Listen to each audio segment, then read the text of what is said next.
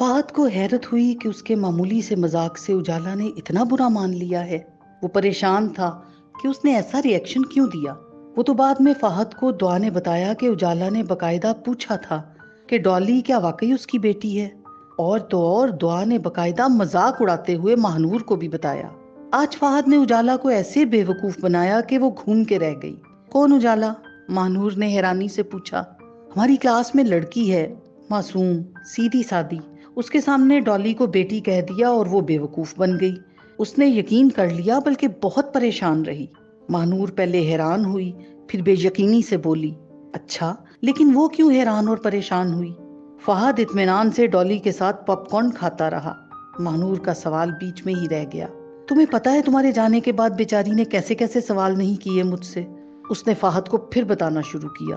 हाँ हाँ, तुमने बताया था, फहद ने कहा, मगर दुआ कहाँ रुकने वाली थी। उजाला की परेशानी की एक्टिंग करके कहने लगी, क्या इनकी बेटी है? इनकी शादी कब हुई? किससे? वो तो बहुत छोटे हैं, मतलब शादी वाली उम्र तो नहीं है, वगैरह वगैरह।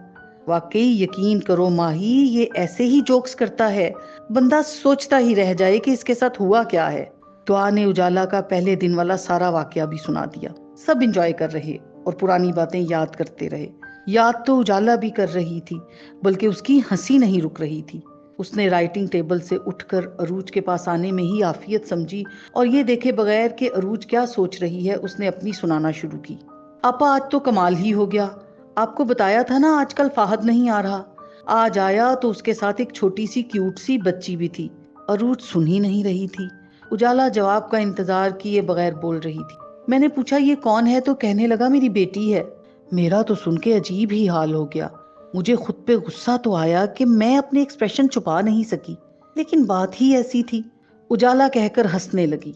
उसकी आंखों में पानी आ गया। उसने आंखों के किनारे अपनी छोटी उंगली से साफ किए। दुआ ने बताया कि वो उसकी भांजी है। मैं सदमे में तो थी ही, दुआ से 100 सवाल कर डाले। सहरिश भी खफा हुई कि मुझे इतने सवाल नहीं करने चाहिए थे, मगर किए तो थे। कब शादी हुई? किससे हुई? बीवी कहाँ रहती है? कहते कहते यकदम वो संजीदा हो गई। दुआ ने बताया कि डॉली फहद की भांजी है।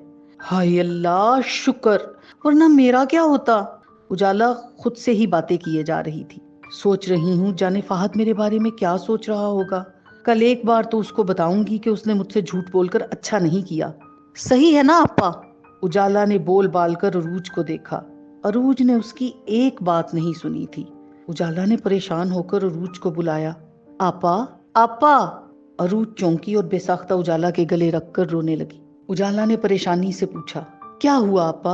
अरूज दुख से आंसू पोंछे बगैर बोली, किस्मत ने मेरे ही साथ ये मजाक करना था। कैसा मजाक आपा? उसने परेशानी से पूछा।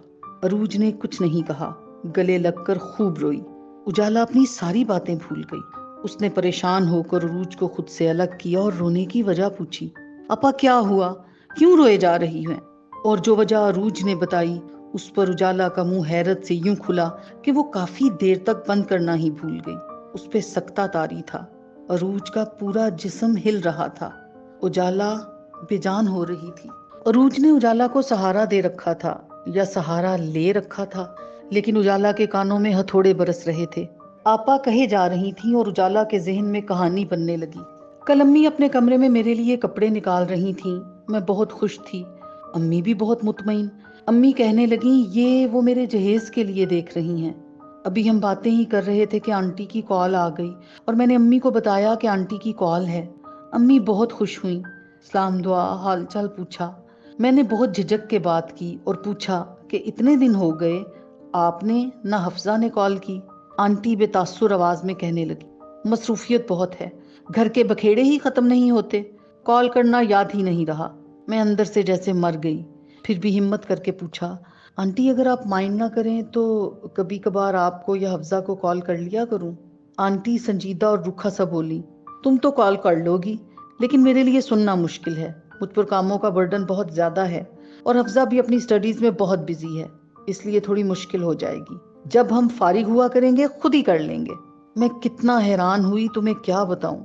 मैं उनके लहजे की वजह से बहुत रोई, लेकिन अम्मी ने कहा कि कोई बात नहीं। मुझे लगता था नई नई रिश्तेदारी है, तकल्लुफ की वजह से ज्यादा बात नहीं की। جب تھوڑا گھلے ملیں گے تو خود ہی روز بات کر لیا کریں گے۔ بھلا ایسا ہوتا ہے کہیں اور پھر آج پتا چلا کہ میں سرمد کی دوسری بیوی ہوں۔ دوسری؟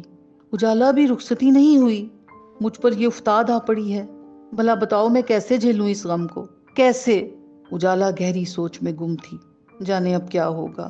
ابو یہ تو پہلے ہی اس رشتے کے لیے راضی نہیں تھے، یہ حقیقت جان کر تو وہ رشتے سے انکار ہی کر دیں گے۔ ان کو نہیں پتا؟ اجالا نے حیران ہو کر سوال کیا۔ نہیں، ابھی کچھ نہیں پتا۔ اجالا کے پاس ان باتوں کا فی الحال کوئی جواب نہیں تھا۔ وہ خالی خالی نظروں سے اجالا کو دیکھنے لگی۔